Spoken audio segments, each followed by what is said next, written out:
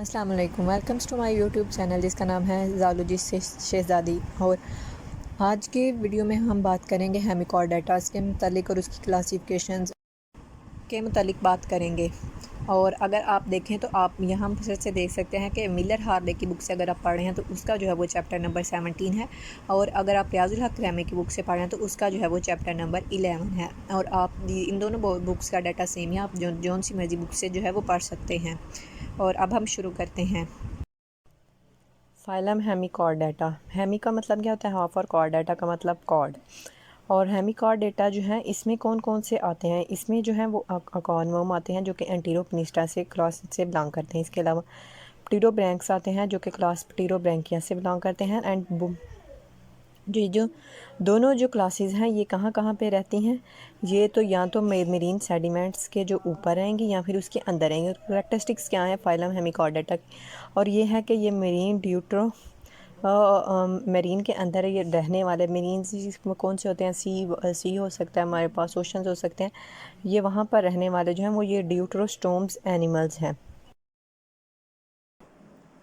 इस पिक्चर से हम ड्यूट्रोस्टोम्स को अच्छे से समझ सकते हैं। और अगर हम समझना चाहें कि ड्यूट्रोस्टोम्स एनिमल्स और प्रोटोस्टोम्स एनिमल्स कौन से और इन्हें याद रखने का अच्छा तरीका क्या है, तो हम देख सकते हैं कि ड्यूट्रो का मतलब होता है सेकंड और स्टोम का मतलब होता है माउथ लाइक।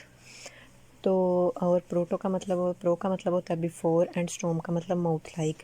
तो यहीं से हमें पता चल रहा है कि बिफ़ोर माउथ पार्ट, यानी इसमें क्या होगा कि इसमें जो है वो पहले क्या बनेगा? माउथ लाइक पार्ट बनेगा, यानी इसमें पहले माउथ बनेगा फिर एनस बनेगी। लेकिन अगर हम इसकी बात करें deutero means second and stome mean mouth like, यानी कि जो माउथ लाइक पार्ट है वो जो है वो सेकंड पे बनेगा। इसका मतलब यहाँ पे पहले एनस बनेगी और बाद में यहाँ पे हमारे पास जो है वो माउथ बनेगा। और इसे हम बोलते हैं ड्यूट्रोस्टोम्स एनिमल्स। और बॉडी जो है वो डिवाइडेड हुई है 3 रीजन में, प्रोबस्कस, कॉलर एंड ट्रंक जो है ये इसके 3 पार्ट्स हैं। Coelom is divided into the 3 cavities. और जिसकी सिलोम है, सिलोम कहते हैं खाली जगह को जो बॉडी के अंदर प्रेजेंट होती है, वो है डिवाइडेड हुई है इनटू 3 कैविटीज़ के अंदर। They have chelated pharyngeal slits.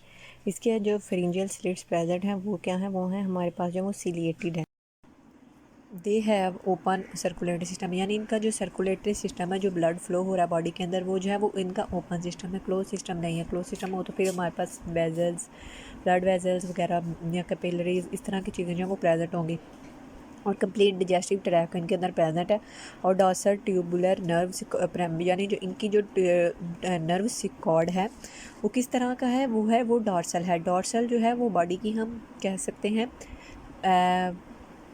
Back side को। और बैक साइड मतलब जो ऊपर वाली, आप से कह लें ऊपर वाली जो साइड होगी बॉडी की, बैक साइड, बैक बोन जहाँ पर प्रेजेंट होती है, वहाँ पर हम इस तरह से याद रखने के लिए मैं बता रही हूँ कि जो उनकी बैक बोन वाली साइड होगी वहाँ पर, वैसे तो हम हेमिकॉर्ड बैठा पा रहे हैं, यहाँ पे हाफ कॉर्ड है। ये जो है ये इनमें बैक बोन जो है वो एज सच जो है वो प्रेजेंट नहीं है। और अगर हम हेमिकॉर्डेटा की क्लासेस की बात करें तो इसकी जो है वो 3 क्लासेस हैं। सबसे पहले जो क्लास है वो है Enteropneusta and the second one is Pterobranchia and the third one is Spheroidea. और अभी हम जो जिसकी बात करेंगे वो हम है क्लास एंटीरोपनिस्टा। और इसकी जो मेन पॉइंट्स हैं वो हम पहले पढ़ते हैं फिर इसको डिस्कस करते हैं। ये जो है ये शैलो वाटर, यानी जहाँ पे पानी कम होता है ये वहाँ पर रहते हैं। They are worms like animals, यानी वॉर्म की तरह के ये जो है ये जानवर हैं। और ये बरोज़ के अंदर रहते हैं, कहीं भी जहाँ पर सैंड है और वहाँ पे ये बरो बना के तो उसके अंदर रहते हैं। और इसकी जो बॉडी है ये अभी हमने पीछे हेमिकॉर्डेटा में भी पढ़ के आए हैं कि उसकी जो है डिवाइड 3 रीजन में। और यहाँ पे भी हम देख सकते हैं कि उसकी जो बॉडी है वो 3 रीजन्स में जो है वो डिवाइड हो रही है। और इसकी जो है वो 70 स्पीशीज़ हैं। और एकॉर्न वॉर्म्स जो इन्हें हम ब्लैंगोग्लोसस, सैकोग्लोसस, ये जो है ये इसकी जो है ये एग्जांपल्स हैं एंटीरोपनिस्टा के। और अब हम जो है एंटीरोपनिस्टा को है वो हम डिटेल्स में स्टडी करते हैं। एंटीरोपनिस्टा की कुछ क्लास को हम एकॉर्नवॉर्म भी बोलते हैं। Entero mean intestine and pneustikos means for breathing, यानी तो अगर हम इसके आगे हैबिटेट की बात करें कि ये कहाँ कहाँ पर रहते हैं, तो ये जो है ये ज़्यादातर जो है ये मरीन वॉर्म्स हैं, यानी ये सीज़ वगैरह में रहते हैं। और इसकी रेंज कहाँ के या इसके साइज़ की बात करें तो वो 10 से लेकर 40 सेंटीमीटर तक ये है। और जो कुछ जो है वो 2 मीटर तक, यानी ज़्यादातर ये सेंटीमीटर में होते हैं, लेकिन जो कुछ है वो मीटर्स में भी हो सकते हैं। और इसकी 70 स्पीशीज़ हैं और मोस्ट ऑफ जो है वो यू शेप, यानी ये वही बात जो अभी हम कर गए हैं कि ये बरोज़ के अंदर रहते हैं जो कि यू शेप जो बनी होती हैं, और ये उस तरह के जो बरोज़ हैं वो उनके अंदर जो है ये रहते हैं। और आगे अगर हम देखें तो और ये जो है ना, एक ये बात है कि ये जो रहते हैं ये ना ही हाई टाइड्स में और ना ही लो टाइड्स में रहते हैं, बल्कि उनके जो है दरमियान में रहते हैं, यानी हम कह सकते हैं मिडल टाइड्स, यानी ज़्यादा बड़ी लहरों या कम लहरों वालों में नहीं रहते, बल्कि ये दरमियान में रहते हैं। और इसके अलावा अगर हम, और ये एक आर्म की पिक्चर है। अब हम इसके बॉडी पार्ट्स की बात करते हैं, और बॉडी पार्ट्स को हमने कहा कि बॉडी जो है वो 3 रीजन्स में डिवाइड है। प्रोबस्कस जो है, सबसे पहले हम ये देखते हैं प्रोबस्कस बोलते कहते हैं, सूंड को बोलते हैं, यानी इनका जो बॉडी का जो स्टार्ट वाला जो फ्रंट पे पार्ट है उसे हम प्रोबस्कस कहते हैं। और ये जो है इसका कॉमन नेम जो है ये अकार्नवॉर्म भी है। और ये नाम इसका क्यों रखा गया, क्योंकि इसके अंदर जो प्रोबस्कस यानी सूंड प्रेजेंट है। प्रोबस्कस क्या होती है, अगर इसकी डेफिनेशन कि एक शॉर्ट कोनिकल प्रोजेक्शन जो कि किसी भी जो वार्म के जो है एंटीरियर यानी स्टार्ट वाला जो पॉइंट है वार्म का, वहाँ पे जो प्रेजेंट है वो उसे हम प्रोबस्कस बोलते हैं। और कॉलर रिंग लाइक, यानी उस जो प्रोबस्कस के जो पीछे जो भी साइड प्रेजेंट होगी रिंग लाइक जो है वो उसे हम बोलते हैं कॉलर। और ट्रंक जो है सबसे बड़ा यानी सबसे लास्ट पार्ट बॉडी का, उसे जो है वो हम बोलते हैं कि वो क्या है हमारे पास, वो है ट्रंक। और इसके अलावा जो है इसकी एपिडर्मिस जो है उस पर वो सीलियाँ हैं, यानी हेयर लाइक स्ट्रक्चर जो है वो प्रेजेंट है, और ग्लैंड सेल जो है वो जो है वो भी प्रेजेंट हैं। और लोकेशन यानी इनका माउथ जो है वो कहाँ पे प्रेजेंट होता है, ये माउथ जो है ये देखने वाली कि ये किस चीज़ पर प्रेजेंट होता है। वेंट्रली, सबसे पहले ये है कि वेंट्रली साइड कौन सी होती है। वेंट्रली साइड जो है वो होती है बेली वाली, बेली यानी हम पेट को बोलते हैं। अगर आपने याद रखने के लिए हम इस तरह से कह सकते हैं कि जहाँ पे बेली होगी वो वाली साइड जो है वो वेंट्रियल साइड होती है। तो जो माउथ जो है वो बेली वाली साइड पे कहाँ पे, प्रोबस्कस और कॉलर के दरमियान में प्रेजेंट होता है। और जो है फ्रिंजियल स्लिट जो है वो प्रेजेंट होती हैं और लेटरली ऑन द ट्रंक। तो जो है बहुत ज़्यादा जो फ्रिंजियल स्लिट्स हैं वो कहाँ पर प्रेजेंट होंगी, वो ट्रंक वाले रीजन में जो है वो प्रेजेंट होंगी। और जो है जो थोड़ी सी भी हो सकती हैं और बहुत ज़्यादा भी हो सकती हैं। और फ्रिंजियल स्लिट्स जो है वो होती कहाँ पर है, यानी वो कहाँ पर प्रेजेंट होती हैं। तो ओपनिंग उनकी जो है वो फेरेंक्स और आउटसाइड ऑफ द बॉडी के जो है वो इन दोनों के दरमियान में प्रेजेंट होंगी।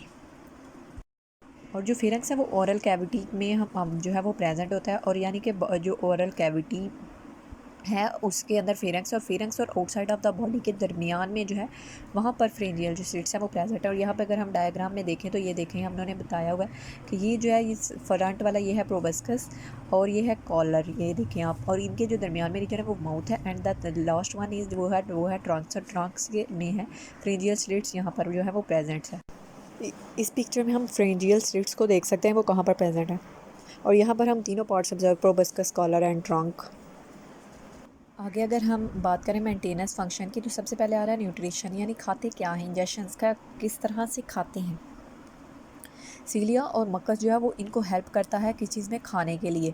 और जो है detritus and the other molecules attach to the mucus covered proboscis, और इनकी जो प्रोबस्कस है उसके ऊपर उन्होंने कहा है पार्टिकल्स होते हैं, पार्टिकल्स वगैरह, और डेट्रिएटस जो है ये पार्टिकल्स प्रेजेंट होते हैं प्रोबस्कस के ऊपर, यानी जिसकी सूंड वाला रीजन है उसके ऊपर जो है ये प्रेजेंट होते हैं।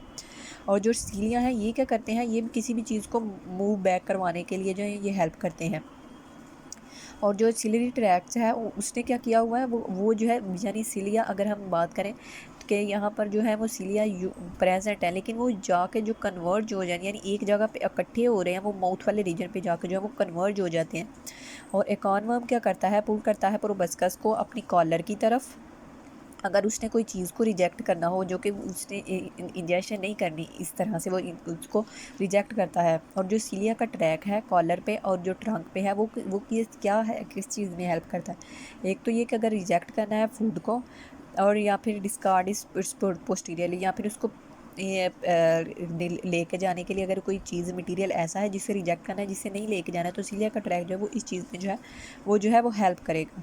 और आगे हम डाइजेशन की बात करें, और जो डाइजेशन है वो क्या है, वो कह रहे हैं वो एक सिंपल ट्यूब में है। और जो हेपेटिक सैक्स हैं वो क्या करते हैं, हेपेटिक सैक्स इनकी बॉडी के अंदर प्रेजेंट है, और वो क्या करते हैं एंजाइम्स को रिलीज़ करते हैं। और हेपेटिक सैक जो है वो होता क्या है, एक डिवर्टिकुला है। और अगर हम बात करें डिवर्टिकुला की, तो डिवर्टिकुला क्या है? डिवर्टिकुला जो है वो एक बल्जिंग पाउचेज यानी उभरे हुए जो पाउचेज हैं जो कि डाइजेस्टिव सिस्टम के अंदर प्रेजेंट होते हैं, उसे हम डिवर्टिकुला बोलते हैं। इस पिक्चर में हम हेपेटिक सैक्स को जो है वो देख सकते हैं। और अगर हम बात करें डिवर्टिकुला की, तो डिवर्टिकुला क्या है? डिवर्टिकुला जो है वो एक बल्जिंग पाउचेज यानी उभरे हुए जो पाउचेज हैं जो कि डाइजेस्टिव सिस्टम के अंदर प्रेजेंट होते हैं, उसे हम डिवर्टिकुला बोलते हैं। और इसका आगे क्या है कि ये जो एंजाइम्स हैं हेपेटिक सैक से जो रिलीज़ हो रहे हैं, उनका काम क्या है कि वो डाइजेशन में हेल्प करते हैं फूड की।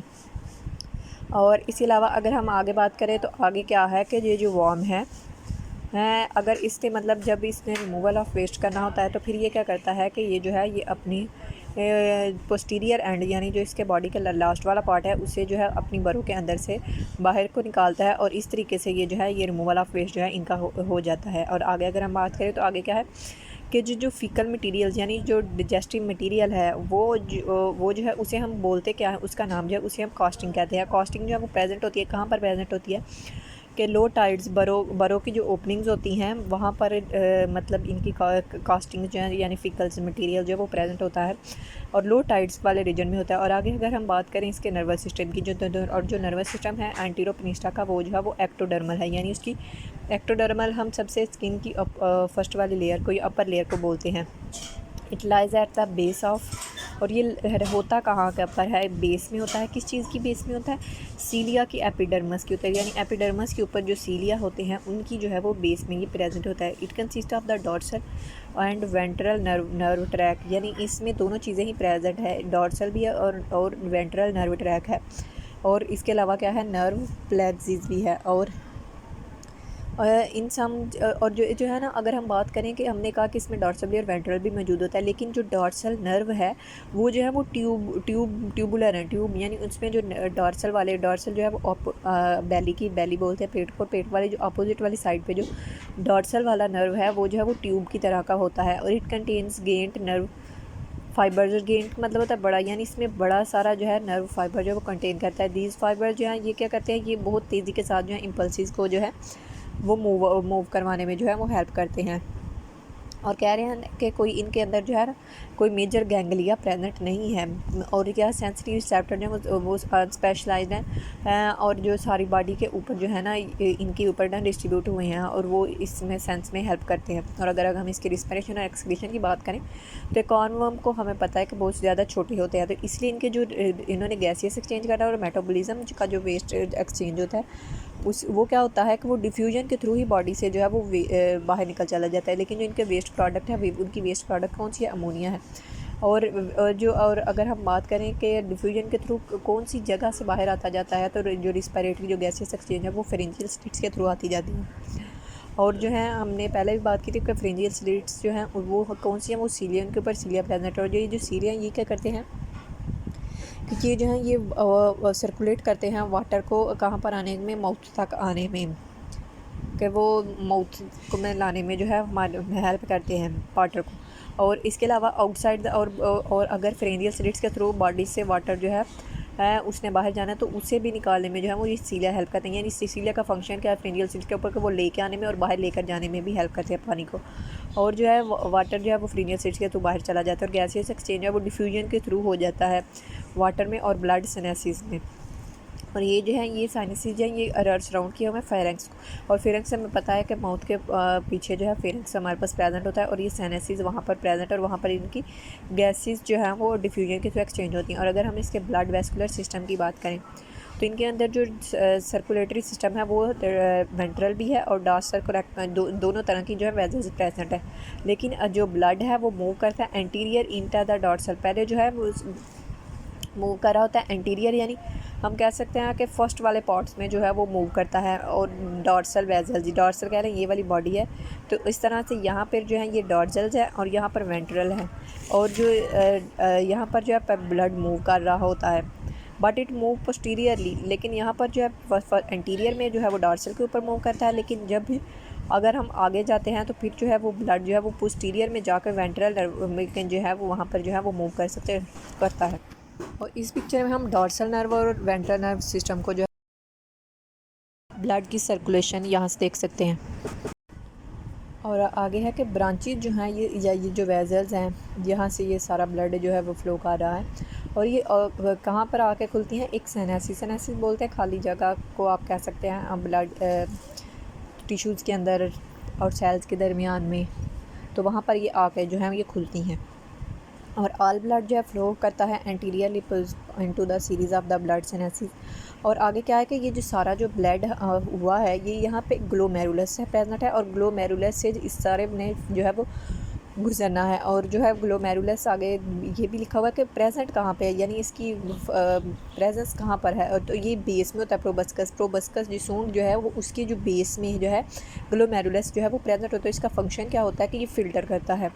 ग्लोमेरुलस का मेन फंक्शन जो है वो फ़िल्टर करता है और वेस्ट को जो है वो फ़िल्टर करके तो फिर क्या करता है, फिर फ़िल्टर्स को वेस्ट को जो है वो फ़िल्टर करता है और उसे सिलोम में प्रोबस्कस की जो सिलोम है खाली जगह है और ये वहाँ पर भेज देता है और फिर जो है ये रिलीज़ हो जाता है आउटसाइड पे। और रिलीज़ किस तरह से होता है कि प्रोबस्कस की जो वाल है उसके अंदर पोर्स होते हैं, एक या फिर उससे दो से पोर्स हो सकते हैं और इसके थ्रू जो है ये रिलीज़ हो जाता है। और जो ये एक इम्पोर्टेंट बात है कि जो ब्लड है एक और का वो जो है वो कलरलेस होता है, उसका कोई कलर नहीं होता। क्यों कलर नहीं होता? क्योंकि इसके अंदर जो सेलुलर एलिमेंट्स हैं वो जो है वो उसकी कमी होती है, वो लैक होते हैं। और जो है इट डिस्ट्रीब्यूट और ब्लड क्या काम करता है, डिस्ट्रीब्यूट करता है न्यूट्रिएंट्स को और वेस्ट को जो है वो सारी बॉडी तक पहुंचाता है। और अगर हम रिप्रोडक्शन और डेवलपमेंट की बात करें तो एंटीरोपनिस्टा जो है ये डायोशियस होते हैं, यानी इनकी अगर एक इंडिविजुअल जो है वो मेल होगा और सेकंड इंडिविजुअल जो है अलग से जो है वो फीमेल होगी।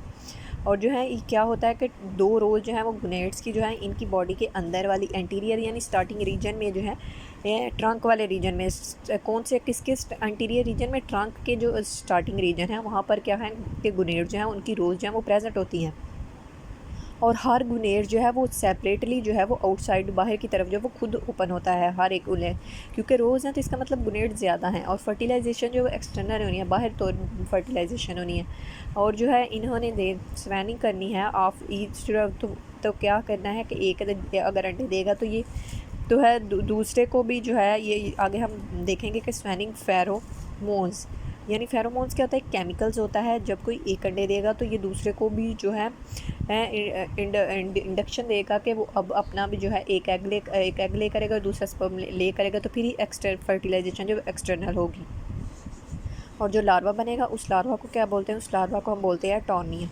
और ये जो टॉनिया है ये जो है ये स्विम करता रहता है कुछ दिनों तक या फिर हफ्तों तक, और फिर ये लार्वा जो ये सबस्ट्रेट के साथ जाके जो है वो बैठ जाता है, ये जुड़ जाता है और फिर जो है ये आहिस्ता आहिस्ता ये अडल्ट में कन्वर्ट हो जाता है। This is Tornaria larva.